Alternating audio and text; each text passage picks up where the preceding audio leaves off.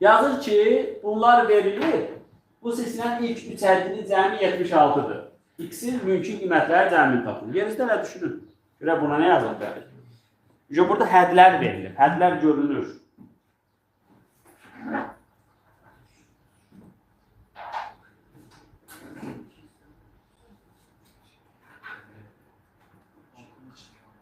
Bəli.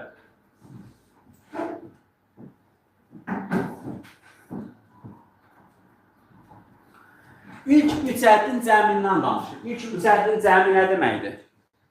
Yəni B1, bax, lap belə yazılan 1-1-dir. Düstur hələdir nəzərə alınan. B2 plus B3. Bu nəyə bərabərmiş? 76-ya. İndi B1 yoxdur. B2 varmı? Var. B3 varmı? Var. Sonra bu da bərabərdir 76. Onda buradan yerə getmək olar sizcə? Niyə olmur?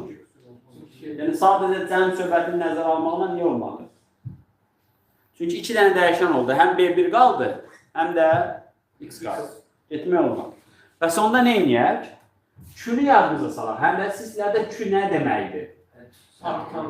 Deməli, Q nəyə bərabərlidir? B3 bölünsün nə? B2. Q-nü tapa bilirik. Bu olur X plus 1 bölünsün 2. Bax, bu tapıldı.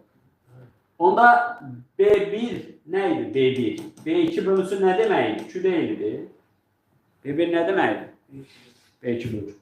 B2 24 olduğuna görə, Q də bu olduğuna görə, deməli bunun son nəticəsi bu olacaq. 48 bölü X plus 1. İndi daha 3 ədədin 3'ü də var. Bax, B1 var, B2 var, B3 var və onların cəmi var. 1,76'dır. Onda nə edərəm? B1 budur. B2 24'dür. B3 də budur. Və bunu bizə deyir 76'dır. Şagirdlər üçün daha bir dənə dəyişən var. Onda buna nə deyəcək? Tənlik. Vurun açın, tənlik həll edin. Və sizdən nə edir? Mümkün qiymətləri cəmi. Yəni son variant bir teorem olacaq. Sadələşdirin, yığın bir yerə.